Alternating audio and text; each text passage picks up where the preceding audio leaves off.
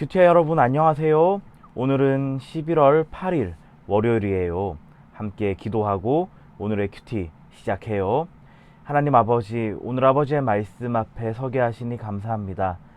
이 말씀, 예레미야에게 말씀 주시고 또 유다 백성에게 주신 이 말씀을 저희가 읽고 묵상할 때 하나님의 뜻을 깨닫고 그 뜻을 좇아서 살아가는 복된 하루 되게 해주세요.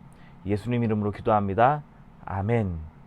오늘 큐티의 제목은 겸손하게 하나님만 높여요예요. 함께 읽을 말씀은 예레미야 46장 1절, 8절, 11절 석절 말씀이에요. 이 말씀을 쉬운 성경, 개역개정 성경으로 같이 읽어요. 이것은 다른 나라들에 대해 여호와께서 예언자 예레미야에게 하신 말씀입니다. 이집트가 내가 넘쳐 흘러 땅을 덮어버리겠다. 성과 그 안의 주민들을 멸망시키겠다고 말한다. 약을 아무리 많이 써보아도 너는 낫지 못한다. 아멘. 큐티아 여러분, 우리는 계속해서 예레미야 말씀을 묵상하고 있어요. 이번 11월 한 달 동안 계속해서 예레미야를 묵상하면은 예레미야 마지막 장인 52장까지 말씀을 잘 묵상하고 또 우리의 삶에 적용해 볼 수 있으리라 확신해요.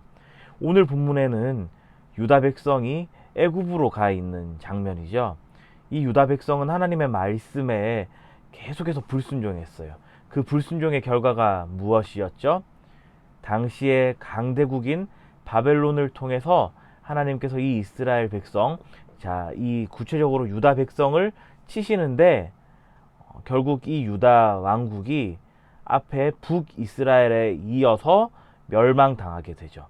북이스라엘은 바벨론보다 더 앞선 시대에 그 당시에 또 다른 강대국이었어요. 아수르라고 하는 강한 나라에 의해서 멸망당했다면은 시간이 더 지나서 이 바벨론이라고 하는 나라가 급부상하였고 이 아수르와 겨루어 이겼어요. 그래서 이 유다는 바벨론이라고 하는 강한 나라에 의해서 멸망당했어요. 이 유다 백성, 애굽으로 온 이 유다 백성. 그런데 이 애굽은 어떤 나라죠? 우리가 먼저 애굽하면은 떠오르는 것이 바로 바로죠. 파라오라고 하는 이 애굽의 통치자 바로. 이 바로는 모세 때 모세가 하나님의 말씀을 가지고서 늘 그 앞에 섰던 바로예요. 이 바로는 이스라엘 백성이 당시 애굽에서 히브리 노예로 살고 있을 때 이 이스라엘 백성을 풀어주는 것을 승낙을 쉽게 했나요? 아주 까다롭게 아예 안 해줬나요? 맞아요. 아예 안 해줄 만큼 까다로웠어요. 그래서 10가지 재앙으로 하나님께서는 이 애굽을 치셨고 마침내 애굽에서 노예살이를 하고 있는 이스라엘 백성이 풀려났었죠. 그 애굽으로 지금 유다 백성이 자처해서 다시 들어가요. 이 애굽은 하나님의 말씀이 있는 곳일까요? 없는 곳일까요? 맞아요.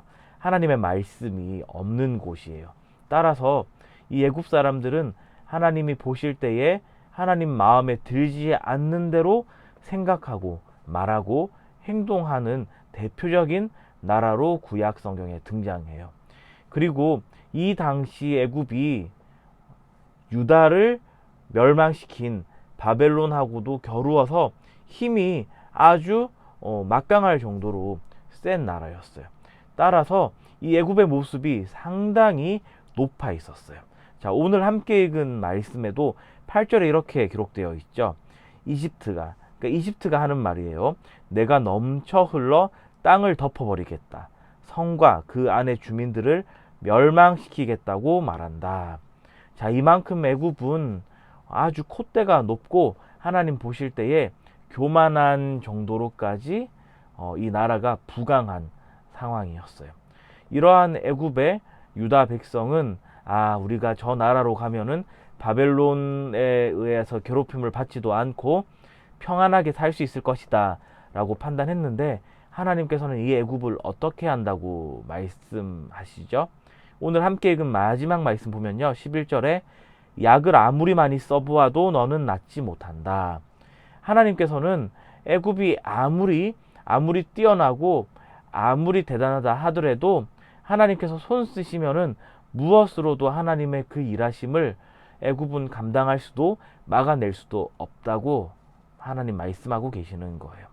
자, 하나님께서는 이렇게 제 아무리 강한 애굽이라 할지라도 하나님의 말씀이 없는 애굽은 멸망할 수밖에 없음을 이 예레미야 선지자에게 들려주시고 결국에는 하나님의 백성인 이 유다 백성이 하나님의 말씀 앞에 엎드리며 돌아오게끔 하나님 말씀하고 계신 거예요.